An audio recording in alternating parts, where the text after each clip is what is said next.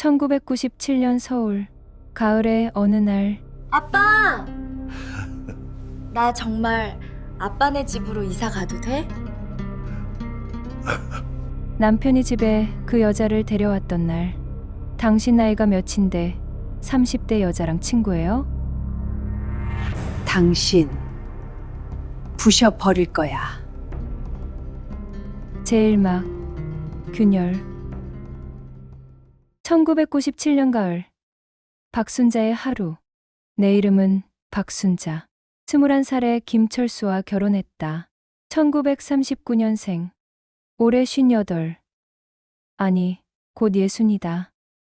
그때는 명동에서 양장점 재단사로 일했다. 손재주가 좋아서 단골도 꽤 있었다. 원피스 한 벌 뚝딱 만들어내면 손님들이 순자 씨 손은 정말 금손이네요. 그렇게 말해줬다. 근데 시집을 가면서 가위를 놓았다. 시어머니가 말했다. 며느리가 밖에서 일을 하면 우리 아들 체면이 서겠어? 나는 아무 말도 하지 않았다. 그게 그 시절 며느리의 도리였으니까. 철수는 무역회사 과장이었다. 월급은 한 푼도 빼지 않고 집에 갖다 바쳤다. 술도 많이 안 마시고 바람도 안 피우고 주말이면 아이들 손잡고 공원에 데려갔다. 사람들은 말했다. 순자 씨, 복 많이 받았네. 요즘 남자들 중에 저런 사람 흔치 않아. 나도 그렇게 생각했다. 그래서 더 열심히 살았다. 새벽 5시에 일어나 밥 짓고 국 끓이고 시어머니 수발 들고 애들 학교 보내고 빨래하고 청소하고 저녁이면 남편 양말 빨고 다음날 입을 옷 다려 놓고 38년 하루도 빠짐없이. 그런데 2년 전 남편이 정년퇴직을 했다.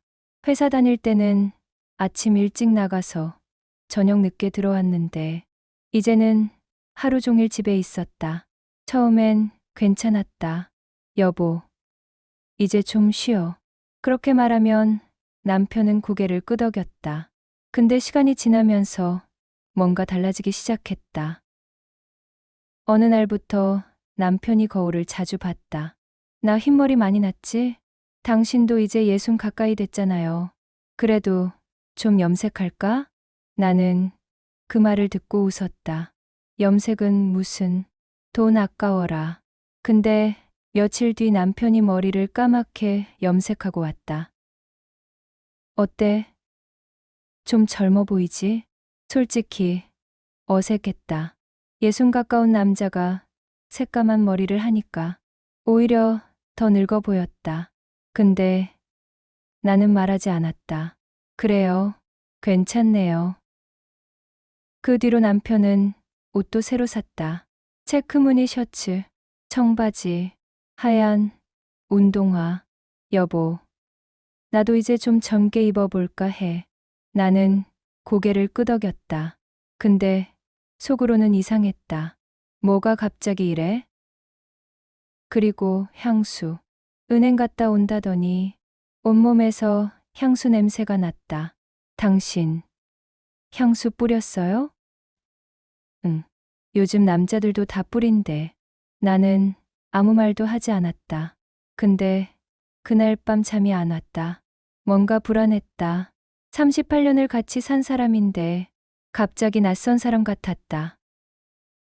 먼저 알아챈 건 나보다 동네 사람들이었다. 순자 씨, 슈퍼 앞에서 아는 아줌마가 조심스럽게 말을 꺼냈다. 혹시 아저씨 요즘 단풍다방 자주 가세요? 단풍다방, 명동 한복판에 있는 그 다방. 젊은 내지들이 서빙하기로 유명한 곳.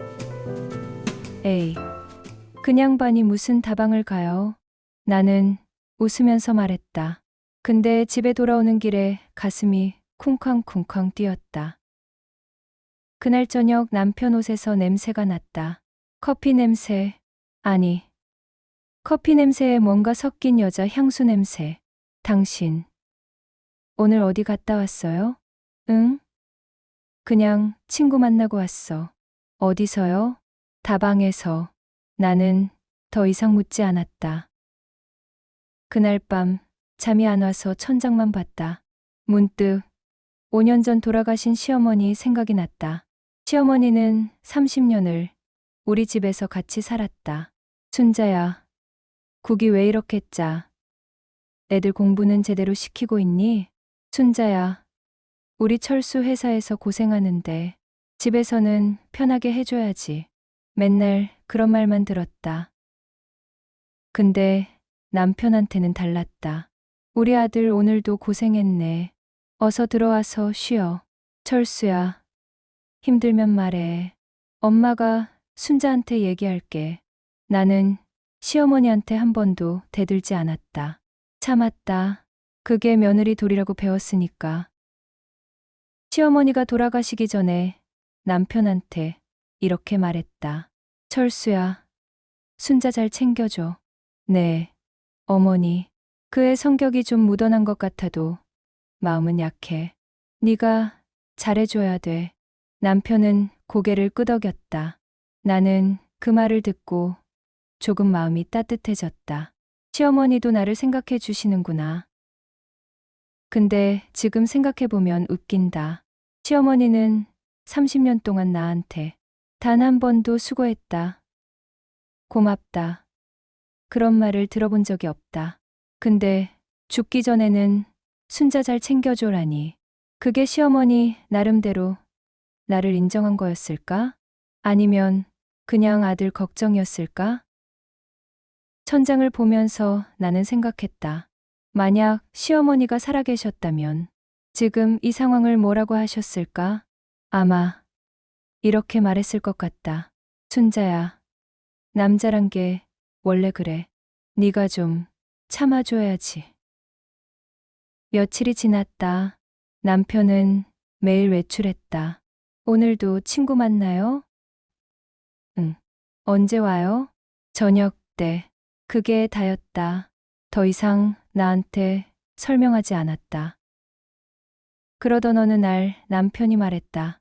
여보, 오늘 저녁에 손님 올 거야. 손님, 누군데요? 그런 게 있으니까 저녁에 보면 돼. 나는 뭔가 이상했지만 밥을 차렸다. 저녁 6시, 초인종이 울렸다. 남편이 먼저 문을 열었다. 그리고 그 여자가 들어왔다. 30대 초반쯤 되어 보였다. 화장은 진했고 옷은 너무 짧았고 머리는 파마를 했다. 남편은 아주 자연스럽게 말했다.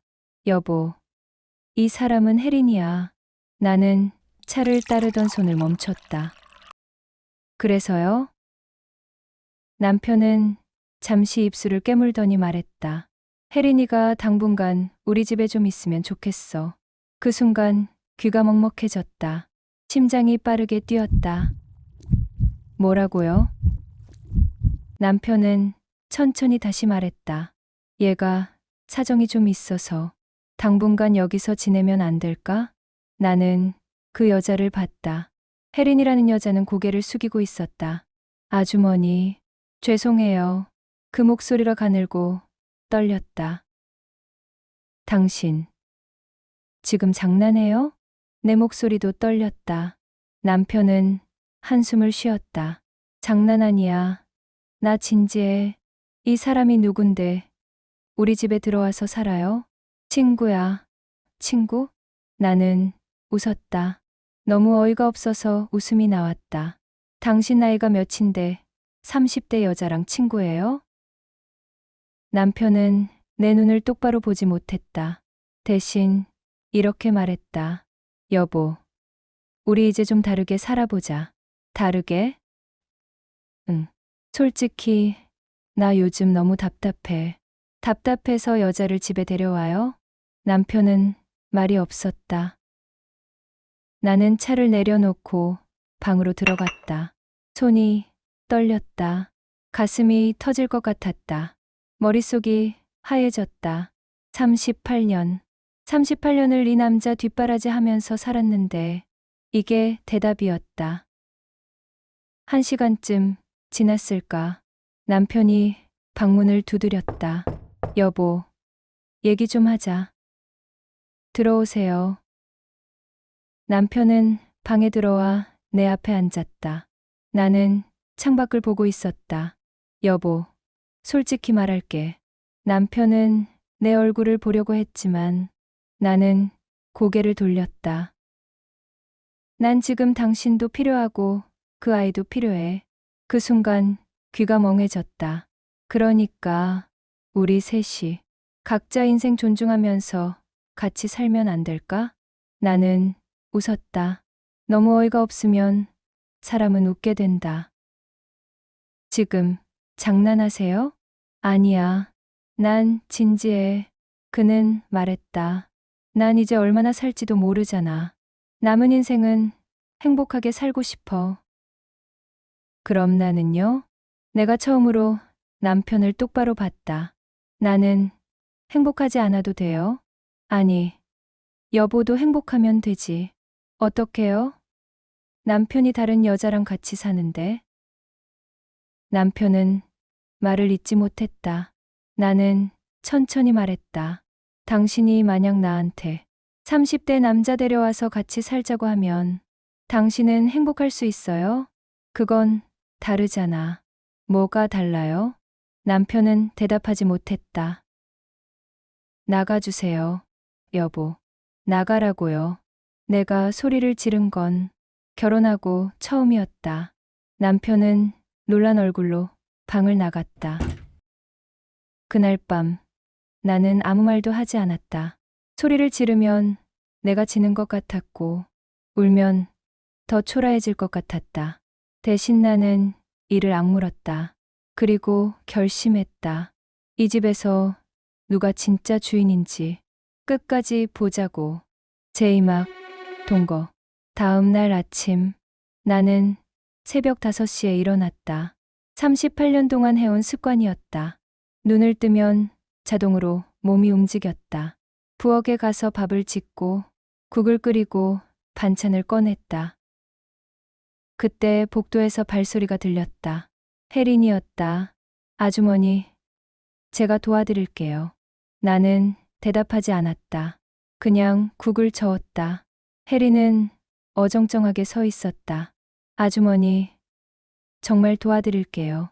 설거지라도. 됐어요. 내 목소리는 차갑게 나왔다. 혜린은 더 이상 말하지 않고 식탁에 앉았다. 나는 식탁을 차리기 시작했다. 밥그릇 3개, 국그릇 3개, 수저 3벌. 손이 떨렸지만 티내지 않았다. 남편이 일어났다. 여보, 아침 됐어?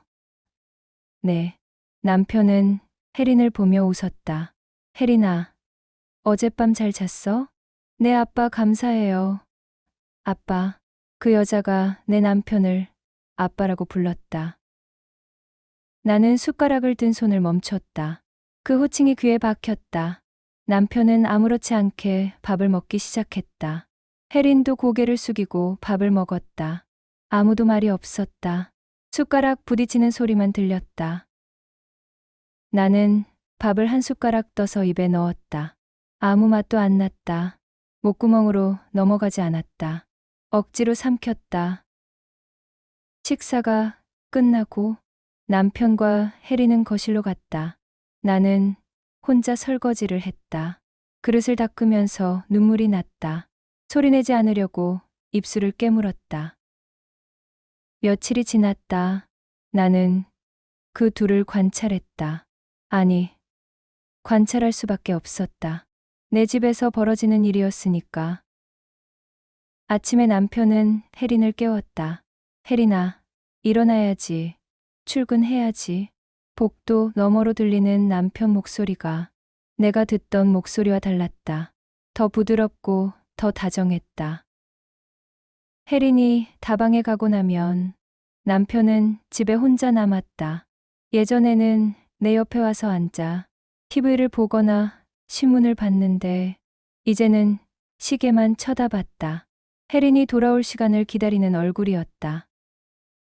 저녁 6시쯤 혜린이 돌아오면 남편의 얼굴이 환해졌다. 혜린아, 오늘 힘들었어? 괜찮았어요, 아빠. 밥 먹자. 여보가 맛있게 해놨어. 나는 부엌에서 그 소리를 들으며 국을 퍼 담았다. 식사 시간은 고문이었다. 남편은 혜린한테만 말을 걸었다. 혜린아, 이거 먹어봐. 맛있어. 혜린아, 국 더 먹을래? 혜린아, 오늘 손님들 많았어? 나는 그 옆에서 밥만 먹었다. 투명인간이 된 기분이었다. 밤이 되면 더 지옥이었다. 혜린의 방은 안방 옆 작은 방이었다. 벽이 얇아서 소리가 다 들렸다. 어느 날 밤 남편이 혜린의 방으로 갔다. 문 두드리는 소리. 혜린아, 자니? 아직 안 잤어요, 아빠. 문이 열리는 소리가 들렸다. 나는 이불을 뒤집었었다. 귀를 막았다. 근데 소리는 들렸다. 아빠, 나 오늘 이거 받았어요. 팁으로. 그래? 많이 받았네. 아빠 덕분이에요. 아빠가 힘줘서. 그들은 1시간쯤 이야기했다. 웃음소리도 들렸다. 나는 그 소리를 들으며 천장을 봤다. 38년 동안 남편이 나한테 저렇게 이야기한 적이 있었나? 저렇게 웃은 적이 있었나? 없었다. 동네 사람들이 알기 시작했다. 슈퍼에 가면 사람들이 수군댔다. 저 댁 요즘 젊은 여자랑 같이 산대. 아니, 그게 무슨 아줌마가 허락했대. 이상하지? 나는 그 소리를 들으면서도 아무렇지 않은 척했다. 계산하고 나오면서 고개를 들고 걸었다. 근데 집에 돌아오면 주저앉고 싶었다. 아는 아줌마가 찾아왔다. 순자야, 그게 정말이야? 뭐가요? 젊은 여자가 너희 집에 산다며? 나는 차를 따라주면서 대답했다.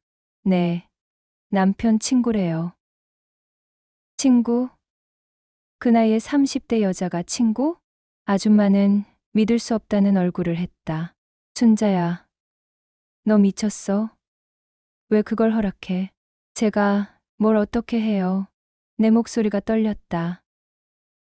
아줌마는 한숨을 쉬었다. 순자야, 넌 너무 착해. 그래서 당하는 거야. 알아요. 쫓아내. 지금 당장. 못 쫓아내요. 왜? 남편이 저보다 그 여자를 더 원하니까요.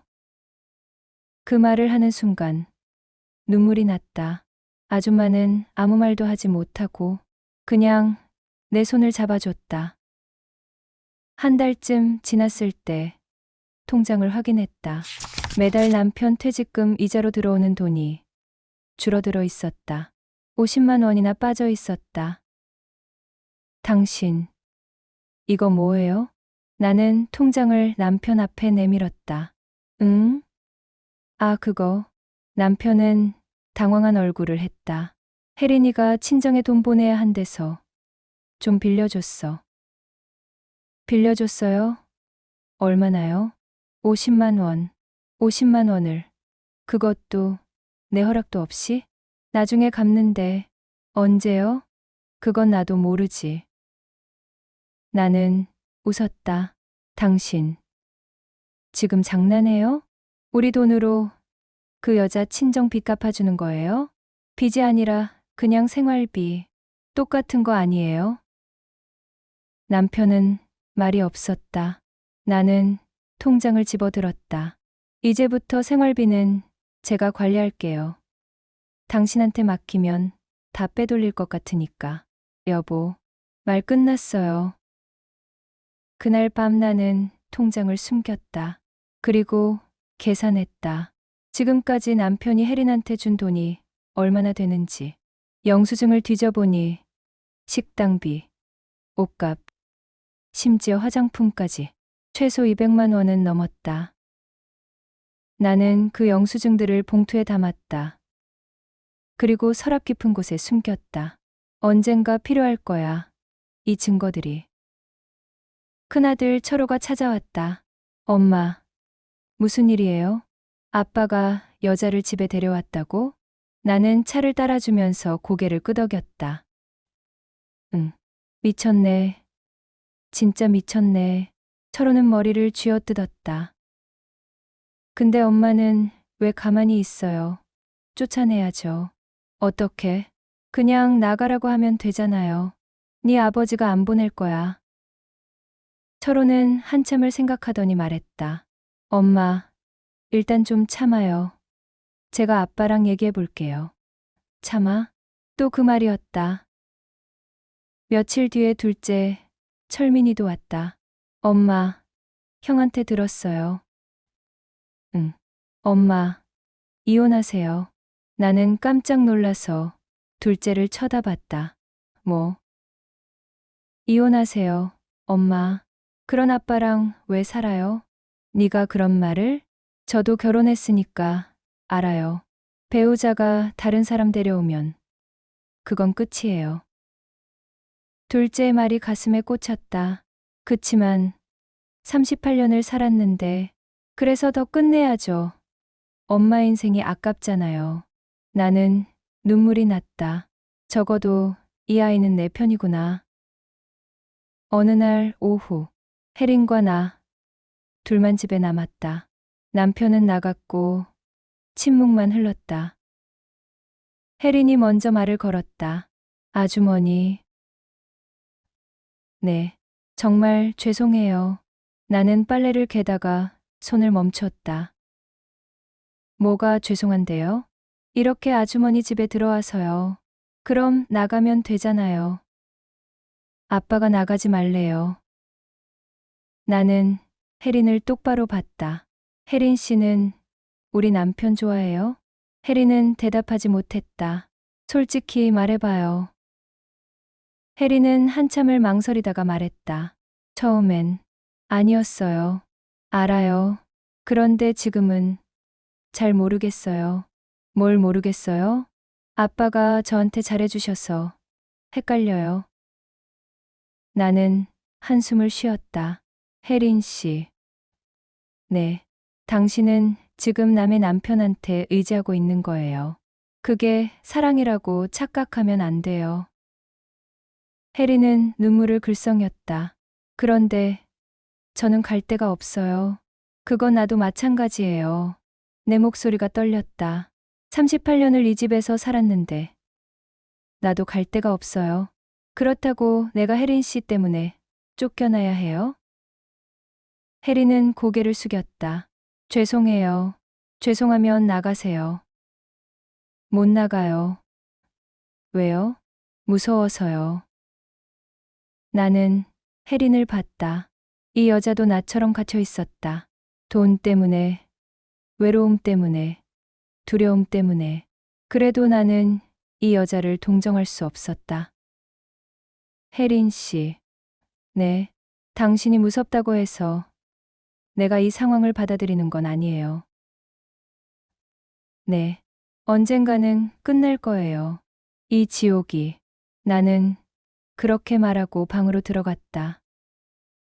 그날 밤 나는 생각했다. 이대로는 안 된다. 뭔가 터져야 한다. 그리고 며칠 뒤 정말로 터질 게 터졌다. 남편이 쓰러진 날이었다. 제3막 붕괴. 그날은 아무 일도 없을 것 같은 아주 평범한 저녁이었다. 남편은 괜히 기분이 좋아 보였다. 밥도 잘 먹고 술도 한 잔만 하겠다고 했다. 오늘따라 집이 좀 따뜻하네. 그 말이 유언처럼 들릴 줄은 아무도 몰랐다. 저녁 7시쯤이었다. 우리는 식탁에 둘러앉아 있었다. 나는 국을 떠먹고 있었고 남편은 반찬을 집어먹으면서 혜린에게 말을 걸고 있었다. 혜린아, 오늘 다방에서 힘든 일 없었어? 아니요. 괜찮았어요. 혜린은 고개를 숙이고 밥을 먹었다. 나는 그 모습을 보면서 숟가락을 입에 넣었다. 아무 맛도 안 났다. 그때였다. 남편이 갑자기 숟가락을 놓더니 가슴을 움켜쥐었다. 처음엔 연기인 줄 알았다. 나를 보며 웃으려고 했거든. 아이고, 늙으니까 별것도 다 아프네. 그런데 그 다음 순간 남편은 의자에서 미끄러지듯 바닥으로 쓰러졌다. 쿵. 둔탁한 소리가 났다. 나는 제일 먼저 움직였다. 38년 동안 이 사람 옆에서 살았던 사람은 나였다. 119 불러요. 내 목소리는 떨리지도 높아지지도 않았다. 너무 침착해서 오히려 나 스스로도 놀랐다. 혜리는 그 자리에 굳어 있었다. 전화기를 들었지만 손이 떨려서 번호를 누르지 못하고 있었다. 나는 그 전화기를 빼앗아 직접 119를 눌렀다. 여보세요. 119죠? 사람이 쓰러졌어요. 주소는? 나는 기계처럼 말했다. 주소를 말하고 상황을 설명하고 전화를 끊었다. 그리고 남편 옆에 무릎을 꿇었다. 여보, 정신 차려요. 눈 좀 떠봐요. 남편의 얼굴이 창백했다. 입술이 파래지고 있었다. 숨은 쉬고 있었지만 가쁘게 보였다.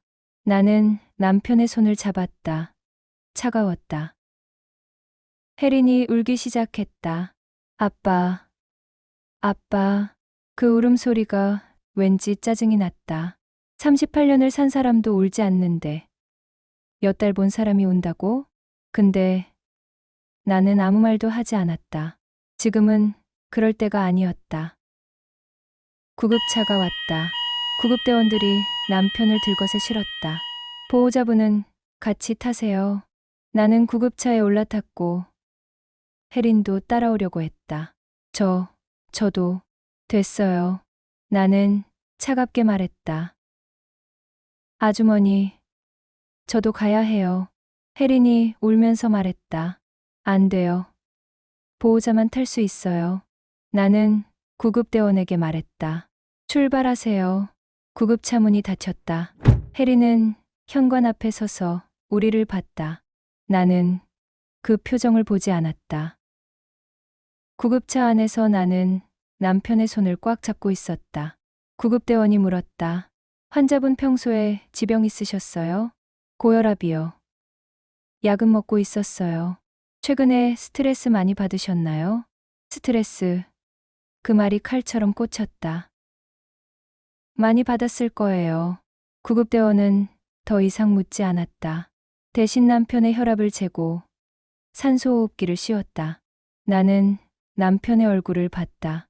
38년을 같이 산 얼굴. 이 사람이 처음 프로포즈 했을 때가 생각났다. 순자 씨, 나랑 결혼해 줄래요? 네. 그때 나는 21살이었고 이 사람은 24이었다. 둘 다 어렸고 둘 다 순진했다. 결혼 첫날 밤 남편은 내 손을 잡고 말했다. 순자야, 평생 당신한테 잘할게. 저도요. 그 약속을 우리는 지켰을까? 아니, 적어도 나는 지켰다고 생각했다. 그런데 이 사람은 구급차가 병원에 도착했다. 남편은 응급실로 실려 들어갔다. 나는 복도에 남아 있었다. 형광등 불빛이 너무 밝았다. 간호사가 와서 서류를 내밀었다. 보호자 서명 부탁드려요. 나는 펜을 들었고 손이 떨렸다. 박순자. 내 이름을 쓰는데 갑자기 눈물이 났다. 2시간쯤 지났을까? 의사가 나왔다. 보호자 되시죠? 네. 심근경색이었습니다. 다행히 빨리 오셔서 큰 위험은 넘겼어요. 하지만 과로와 스트레스가 많이 누적된 상태예요. 스트레스. 또 그 단어였다.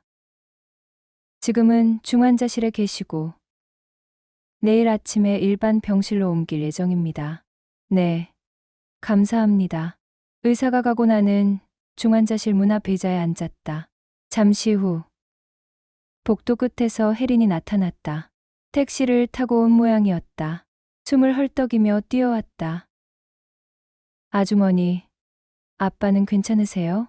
나는 그녀를 봤다. 처음으로 제대로 봤다. 혜린은 화장이 번져 있었다. 울었던 것 같았다. 눈이 빨갛고 입술이 파르르 떨리고 있었다. 아빠, 괜찮으시죠? 그 목소리가 진짜로 떨렸다. 의사 선생님이 큰 위험은 넘겼대요. 정말요? 혜린은 주저앉듯 의자에 앉았다. 그리고 두 손으로 얼굴을 감쌌다.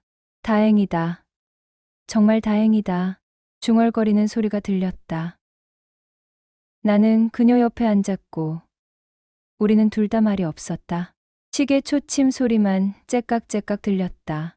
한참 뒤에 내가 말했다. 혜린 씨. 네, 집에 가세요. 혜린은 고개를 들었다. 저는 여기 있고 싶어요. 안 돼요. 왜요? 보호자만 있을 수 있어요. 저도 아빠가 걱정돼요. 나는 혜린을 똑바로 봤다. 저 사람은 혜린 씨 아빠가 아니에요. 저 사람의 아내는 나예요. 아주머니, 이제부터는 내가 알아서 할게요. 여기까지 와준 건 고맙지만 이제 가세요. 그 말은 쫓아내는 말도 부탁도 아니었다. 선긋기였다.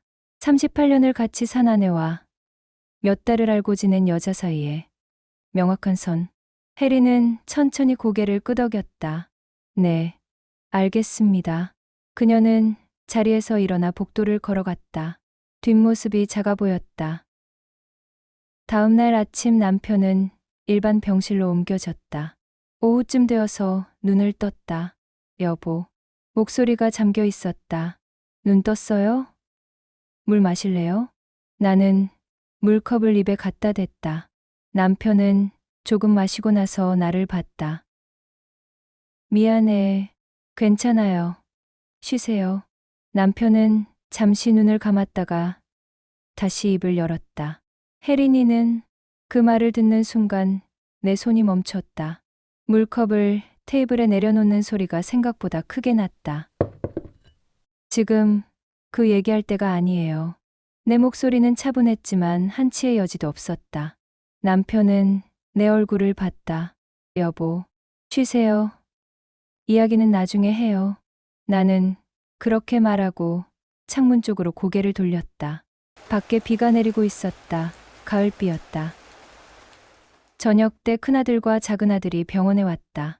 아버지, 아빠, 둘 다 헐레벌떡 뛰어왔다. 괜찮으세요? 엄마, 무슨 일이에요? 나는 복도로 두 아들을 데리고 나갔다. 아버지가 심근경색으로 쓰러지셨어. 지금은 좀 안정됐고, 아니, 그게 무슨. 큰아들이 당황한 얼굴로 물었다. 엄마, 아빠 요즘 무슨 일 있었어요? 스트레스 받을 일이라도 있었어요? 그 질문에 나는 대답하지 못했다. 둘째가 눈치를 챘다. 엄마, 혹시 그 여자 때문에? 응. 아직도 집에 있어요? 응. 둘째가 화를 냈다. 미쳤네. 진짜 미쳤어. 큰아들은 고개를 저었다. 엄마, 그래도 일단 아빠 건강부터 챙기시죠. 그 얘기는 나중에 해요. 또 그 말이었다. 철호야, 네 엄마, 네 아버지가 그 여자 때문에 쓰러진 건 아니야. 오히려 그 여자가 있어서 행복해했어. 큰아들은 할 말을 잃었다. 그럼 엄마 때문에? 응. 내가 가만히 있으니까 스트레스였나 봐. 나는 씁쓸하게 웃었다. 가만히 있어도 스트레스, 화내도 스트레스. 나보고 어쩌라는 거니? 둘째가 내 손을 잡았다. 엄마, 이혼하세요. 철민아, 진짜요. 엄마, 이건 아니에요. 엄마가 왜 이렇게까지 살아야 해요? 나는 둘째를 보며 눈물이 났다. 적어도 이 아이는 내 편이구나. 일주일 뒤 남편이 퇴원했다. 집으로 돌아왔을 때 혜린이 마중 나와 있었다. 아빠, 혜린은 남편을 부축하려고 했다. 나는 혜린의 손을 밀쳤다. 제가 할게요. 아주머니, 그냥 들어가요. 남편은 방에 눕혀놓고 나왔고 혜린이 거실에 서 있었다. 아주머니, 제가 아빠 간호할게요. 됐어요. 저도 도와드리고 싶어요. 필요 없어요. 이제 나가주세요. 혜린은 눈물을 글썽였다. 아주머니, 저 어디로 가요? 그걸 왜 저한테 묻죠? 그건 혜린 씨가 알아서 하세요. 아빠는 저한테 나가지 말라고 했어요. 그건 그 사람 말이고 나는 나가라는 거예요. 그때 방에서 남편 목소리가 들렸다. 여보, 혜린이 쫓아내지 마. 나는 방문을 열었다. 당신 지금 누워 있어야 할 사람이에요. 나와서 소리 지를 상황이 아니고요. 남편이 일어나려고 했다. 여보, 혜린이는 갈 데가 없어. 그건 우리 문제가 아니에요. 우리가 도와줘야지. 왜요? 왜 우리가 도와줘야 해요? 나는 소리를 질렀다. 당신은 그 여자 챙기느라 바쁘겠지만 나는 38년 동안 당신 챙기느라 내 인생 다 써버렸어요. 이제 그만 좀 해요. 남편은 말이 없었다. 나는 거실로 나와 혜린을 봤다. 혜린 씨, 3일 드릴게요. 3일 안에 짐 싸서 나가세요. 아주머니, 이건 협상이 아니에요. 통보예요. 나는 그렇게 말하고 방으로 들어갔다. 그날 밤 나는 서랍을 열었다. 숨겨둔 봉투가 있었다. 남편이 혜린한테 준 돈의 영수증들 200만 원이 넘었다. 나는 그 봉투를 가방에 넣었다. 그리고 전화기를 들었다. 여보세요. 법률 상담소죠? 이혼 상담 받고 싶은데요. 복도 너머에서 TV 소리가 들렸다. 네. 38년 결혼 생활이요. 그리고 증거가 좀 있어요. 남편이 다른 여자한테 사용한 돈의 영수증이요.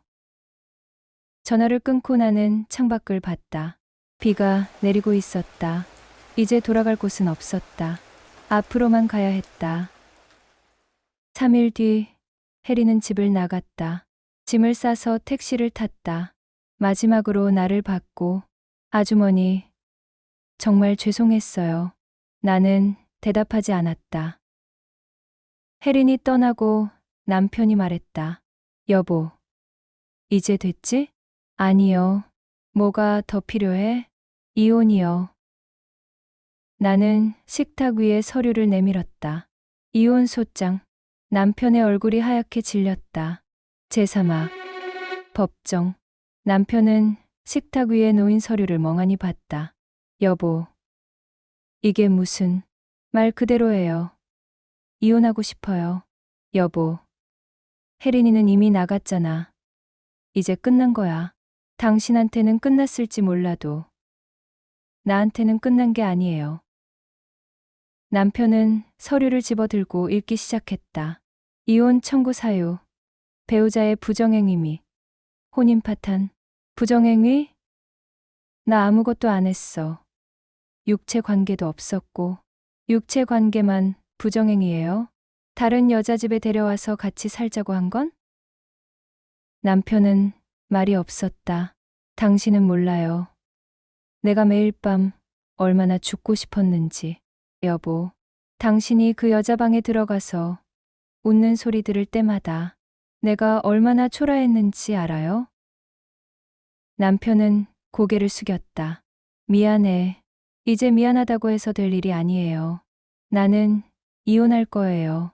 나는 그렇게 말하고 가방을 들었다. 어디가?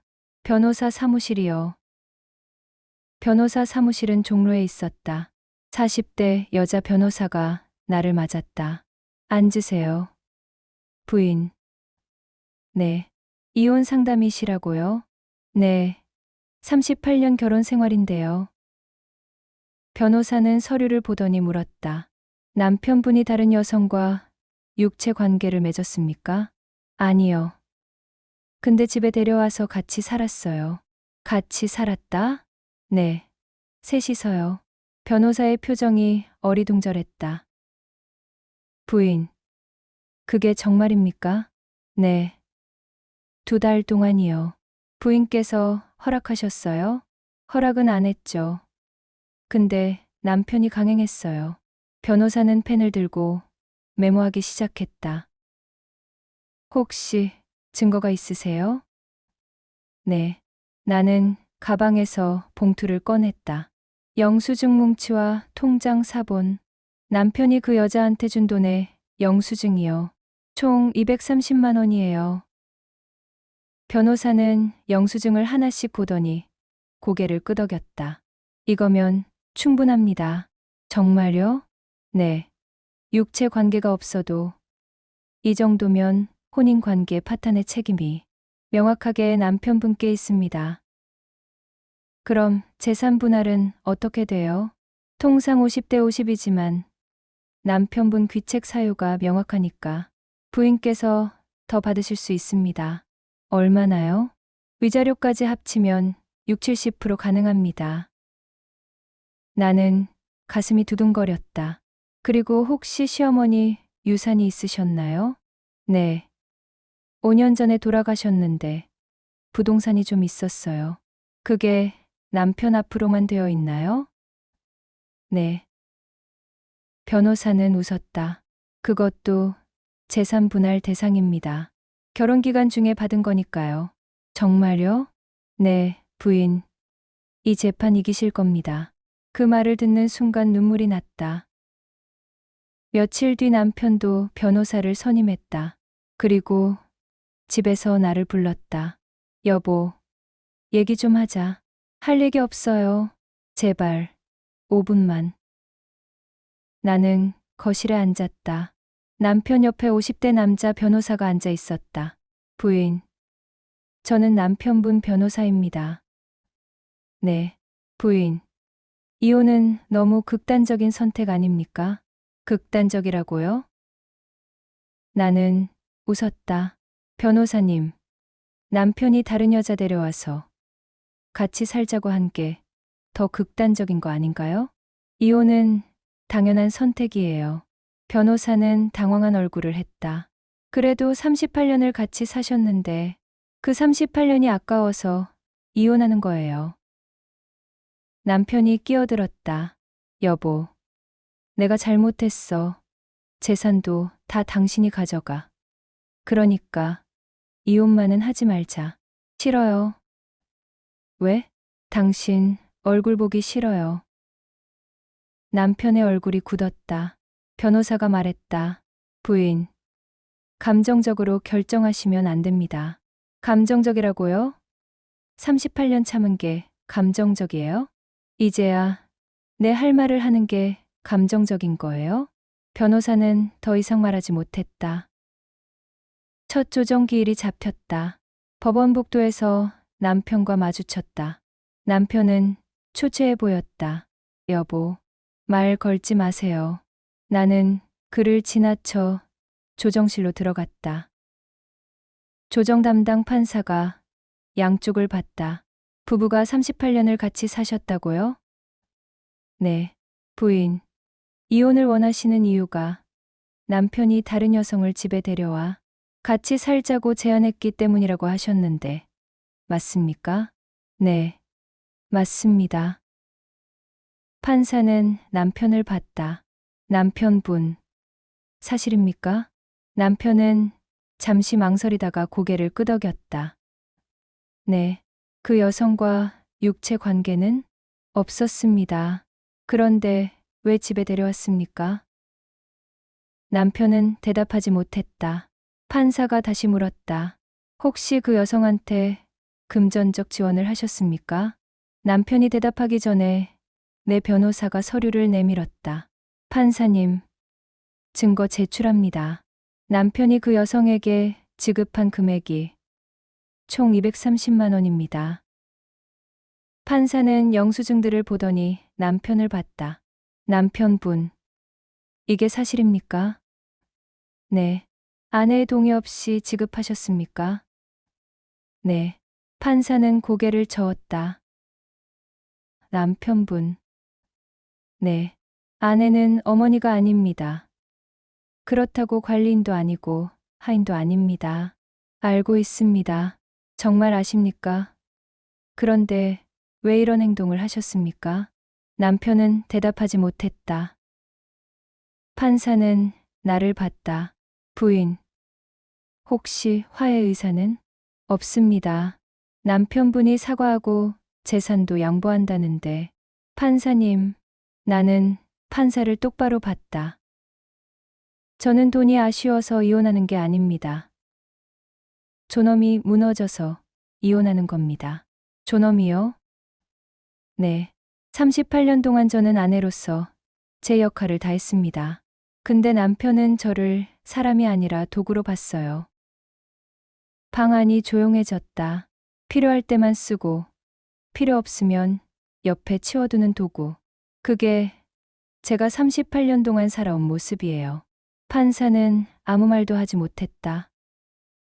조정은 어려울 것 같습니다. 재판으로 넘어가겠습니다. 네, 알겠습니다. 나는 고개를 끄덕였다. 재판 날짜가 잡혔다. 변호사가 말했다. 부인, 재판에서 제일 중요한 건 부인의 증언입니다. 뭐라고 말해야 하나요? 있는 그대로 말씀하시면 됩니다. 38년 동안 어떻게 사셨는지. 나는 고개를 끄덕였다. 변호사가 다시 물었다. 혹시 시어머니 관련 증거도 있으세요? 증거요? 시어머니한테 학대받으신 적 있으신가요?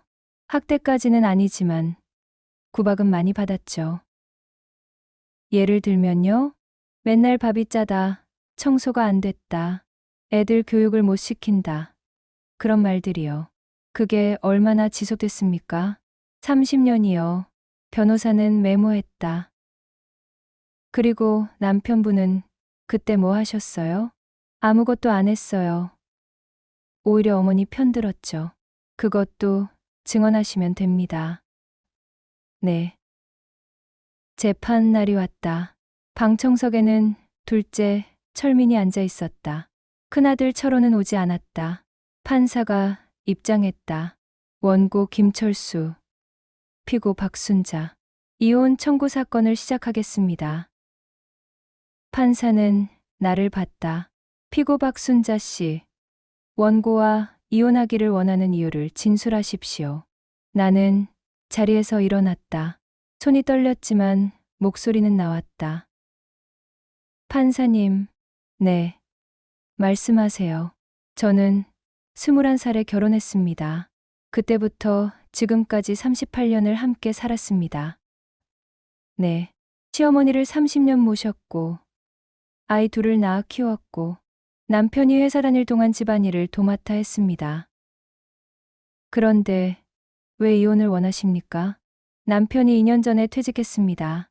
그 뒤로 남편은 변했습니다. 어떻게요? 32살 여자를 집에 데려와서는 셋이 같이 살자고 제안했습니다.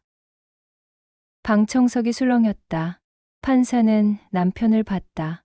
원고, 사실입니까? 네. 왜 그런 제안을 하셨습니까? 남편은 대답하지 못했다. 판사는 다시 나를 봤다. 계속하세요. 그 순간 저는 생각했습니다.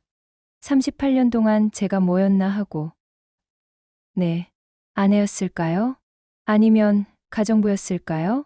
아니면 그냥 있어도 되고 없어도 되는 존재였을까요? 내 목소리가 떨렸다. 남편은 제가 반대하는데도 그 여자를 집에 들였습니다. 그리고 저희 돈 230만 원을 그 여자한테 줬습니다. 증거가 있습니까? 내 변호사가 서류를 제출했다. 여기 영수증과 통장 사본입니다. 판사는 서류를 보더니 남편에게 물었다. 원고, 이게 사실입니까? 네. 아내의 동의 없이요?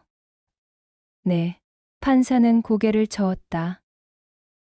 원고 측, 변론하시겠습니까? 남편의 변호사가 일어났다. 판사님, 원고는 육체 관계를 맺지 않았습니다. 단지 외로움을 달래려 했을 뿐입니다. 변호사님, 판사의 목소리가 차가워졌다. 외로움을 달래는 방법이 왜 다른 여성을 집에 데려오는 겁니까? 그건 게다가 아내 몰래 230만 원을 지급했습니다. 이게 단순한 외로움입니까? 변호사는 대답하지 못했다. 판사는 남편에게 직접 물었다. 원고 김철수 씨. 네. 한 가지만 물어보겠습니다. 만약 부인께서 30대 남자를 집에 데려와서 같이 살자고 제안했다면 받아들이실 수 있습니까? 남편은 한참을 고민했다. 못할 것 같습니다. 왜입니까? 그건 말이 안 되니까요. 그렇습니다. 말이 안 되는 겁니다. 판사가 말했다. 그런데 원고는 본인이 한 제안은 말이 된다고 생각하십니까? 죄송합니다. 사과로 해결될 문제가 아닙니다. 판사는 서류를 정리하며 말했다. 부인은 38년 동안 아내로서, 며느리로서, 어머니로서 최선을 다했습니다. 그런데 원고는 그 헌신을 당연하게 여겼습니다. 판사님, 부인의 존엄을 무너뜨린 책임은 전적으로 원고에게 있습니다. 이혼을 허가합니다. 망치 소리가 울렸다. 재산 분할은 다음과 같이 합니다.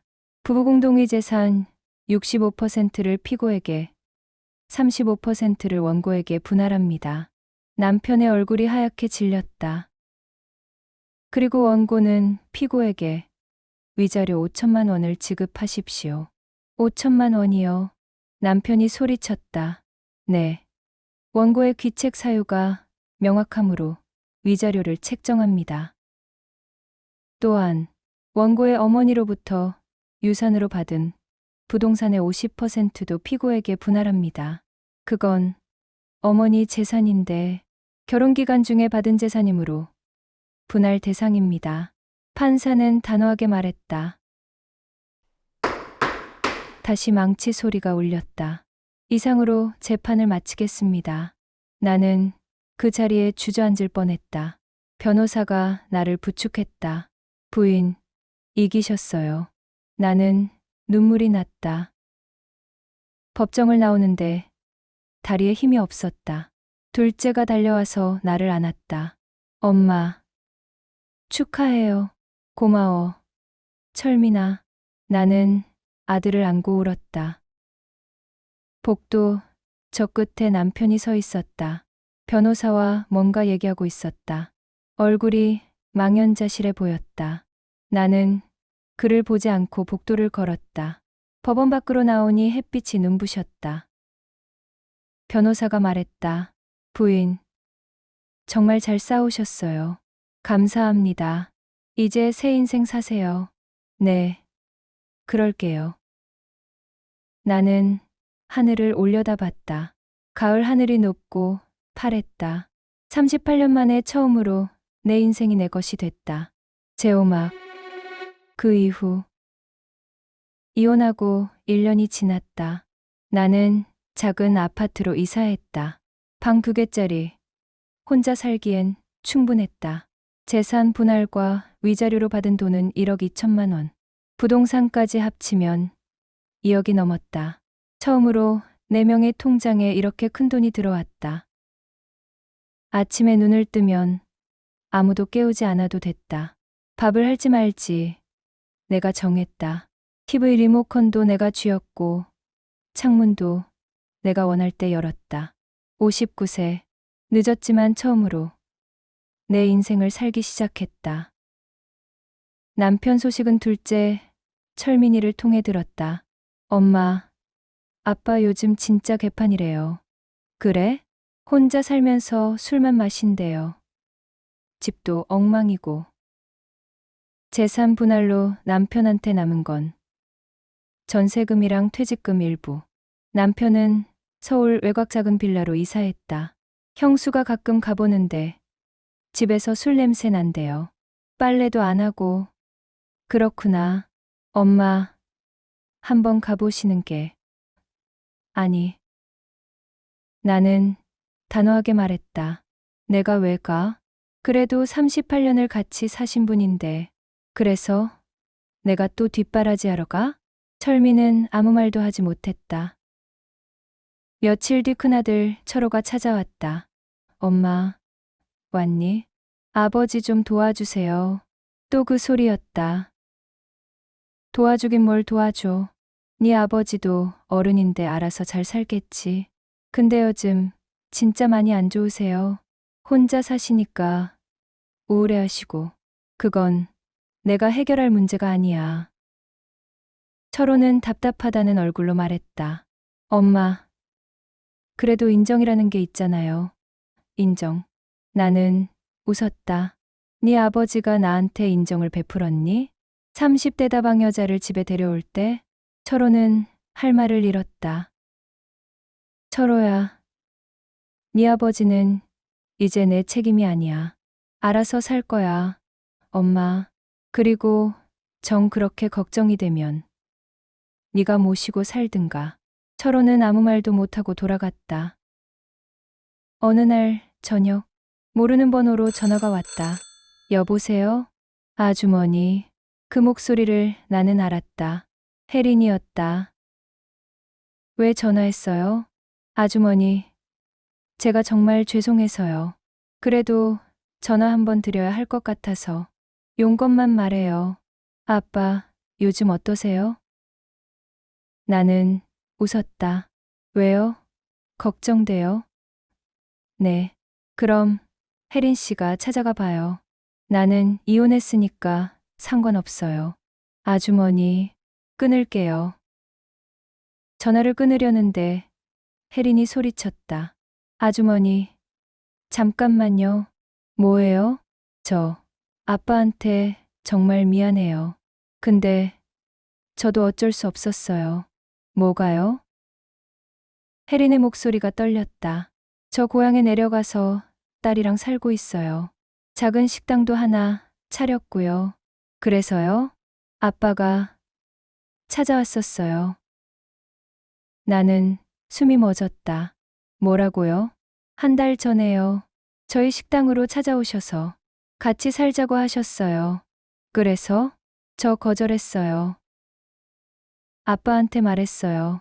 저는 이제 제 인생 살고 싶다고. 아빠도 이제는 아빠 인생을 사시라고요. 나는 한참 동안 아무 말도 하지 못했다. 그랬더니 아빠가 울더라고요. 그러면서 아주머니 얘기를 하셨어요. 무슨 얘기? 자기가 평생 후회하며 살 거라고. 아내를 잃은 게 제일 후회된다고. 혜린의 목소리가 울먹였다. 아주머니, 아빠 정말 많이 후회하세요. 그래서 내가 어쩌라고요? 죄송해요. 나는 전화를 끊었다. 그리고 한참을 창밖만 봤다. 남편이 후회한다고? 이제 와서? 웃기는 소리였다. 며칠 뒤 남편이 우리 집 앞에 나타났다. 초인종을 눌렀다. 여보. 나야. 나는 문을 열지 않았다. 여보.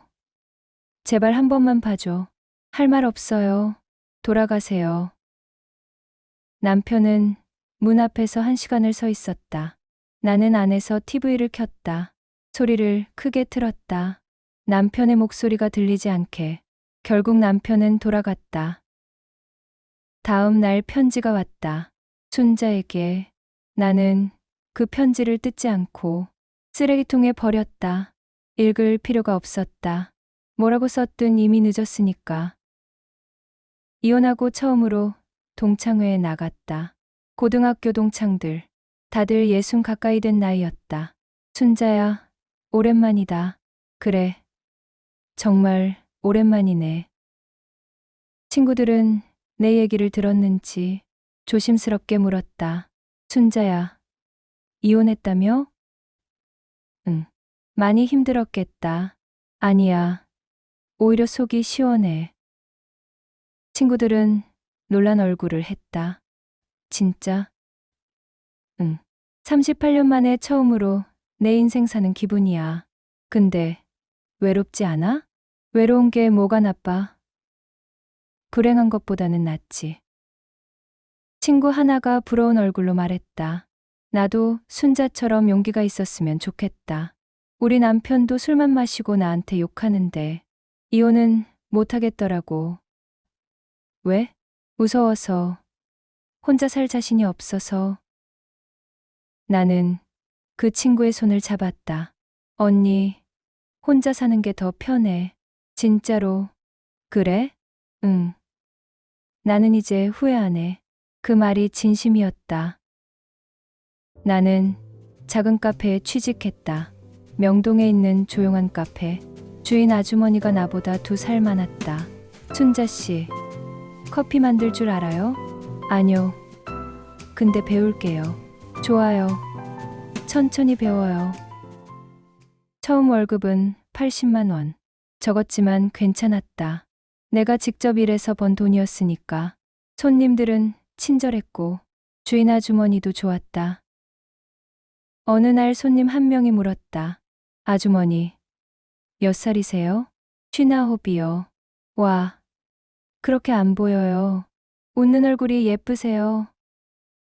나는 깜짝 놀랐다. 웃는 얼굴이 예쁘다고? 38년 동안 한 번도 들어본 적 없는 말이었다. 집에 와서 거울을 봤다. 정말 내가 웃고 있었다. 1년 반쯤 지났을 때 둘째 아들 철민이가 결혼했다. 결혼식장에 나와 남편이 같이 있어야 했다. 이혼했어도 부모니까. 신부 대기실에서 남편과 마주쳤다. 남편은 많이 늙어 있었다. 머리는 새하얗고 얼굴은 주름투성이었다. 여보, 안녕하세요. 나는 존댓말로 대답했다. 남편은 씁쓸하게 웃었다. 존댓말까지 하니까 정말 남이 된 기분이네. 남 맞잖아요. 그래. 남편은 고개를 숙였다. 순자야, 말 놓지 마세요. 순자 씨. 네, 나 정말 후회해. 나는 남편을 봤다. 후회한다고 다시 돌아갈 수 있는 게 아니에요. 알아. 그럼 됐어요. 순자 씨는 행복해? 나는 잠시 생각했다. 행복한지는 모르겠어요. 근데 불행하지는 않아요. 그걸로 충분해요. 남편은 눈물을 글썽였다. 나는 불행해. 그건 당신이 선택한 거예요. 식이 시작됐다. 나와 남편은 양쪽에 따로 앉았다. 하객들이 수군거렸다. 저 2분 이혼하셨대. 아, 그래서 따로 앉으시는구나. 근데 나는 신경 쓰이지 않았다. 철민이가 행복해 보였으니까. 신부도 착해 보였고 그걸로 됐다. 이혼하고 2년이 지났다. 나는 이제 61살. 젊지 않다. 주름도 많고 흰머리도 많다. 근데 거울을 볼 때마다 이 얼굴이 좋다. 어떤 사람들은 묻는다. 그 나이에 이혼해서 어떻게 살아요? 나는 이렇게 대답한다. 그 나이에 이혼 안 하면 죽을 때까지 불행하게 살아야 해요. 외롭지 않아요? 외로운 게 뭐가 나빠요? 부당하게 사는 것보다 나아요. 후회 안 해요? 하나도요. 오히려 왜 진작 안 했나 후회해요. 나는 이제 안다. 인생은 나이로 시작되지 않는다는 걸. 존엄을 되찾는 순간, 그때부터 다시 시작된다는 걸. 38년, 길다면 긴 시간이었다. 그렇지만 그 시간이 아깝지 않다. 그 시간이 있었기에 지금 내가 여기 있으니까. 어제 카페에서 젊은 손님이 물었다. 아주머니, 인생 조언 하나만 해주세요. 나는 웃으면서 말했다. 참지 마세요. 참으면 죽어요. 그 손님은 웃었다. 근데 나는 진심이었다. 참으면 정말 죽는다. 마음이 먼저 죽고 그 다음에 몸이 죽는다. 나는 이제 매일 아침 거울을 보며 말한다. 박순자, 오늘도 네 인생 살아. 그 말이면 충분하다. 박순자는 현재 명동의 작은 카페에서 일하며 혼자 살고 있다. 그녀는 말한다. 이혼이 끝이 아니라 시작이었다고. 김철수는 현재 혼자 살고 있으며 가끔 자식들을 만나지만 대부분의 시간을 혼자 보낸다. 최혜리는 고향으로 내려가 작은 식당을 운영하며 딸과 함께 살고 있다. 이 이야기는 1997년 노년을 맞이한 한 부부의 사건이었습니다. 존엄은 누가 지켜주는 것이 아니라 스스로 지켜야 하는 것입니다. 오늘 이야기 어떠셨나요? 어떤 분들은 이렇게 말씀하실 겁니다. 그래도 38년을 살았는데 이혼까지는 너무한 거 아니야? 그 나이에 혼자 살면 나중에 후회하지 않을까? 하지만 묻고 싶습니다. 여러분이라면 배우자가 다른 사람에게 마음을 주었다고 하였을 때 어떻게 하셨을까요? 참고 살았을까요? 아니면 박순자 씨처럼 용기를 냈을까요? 우리는, 특히 우리 어머니 세대는 평생을 참으라는 말을 들으며 살았습니다. 시집 가면 참아야 해. 남편이 밖에서 고생하는데 집에서는 편하게 해줘야지. 애들 생각해서라도 참아. 하지만 참는다고 해서 모든 게 해결되는 건 아닙니다. 오히려 참다 보면 자기 자신을 잃어버립니다. 여러분 인생은 나이로 시작되지 않습니다. 존엄을 되찾는 순간, 그때부터 다시 시작됩니다. 더욱 감동적이고 마음 따뜻해지는 이야기로 보답해 드리겠습니다. 마음에 남는 장면이 있으셨다면 따뜻한 댓글로 남겨주세요. 구독과 좋아요, 알림 설정으로 함께 해주세요. 여러분의 응원이 다음 이야기를 만드는 큰 힘이 됩니다. 더 통쾌하고 더 따뜻한 이야기로 다시 찾아오겠습니다. 지금까지 살아온 이야기였습니다. 감사합니다.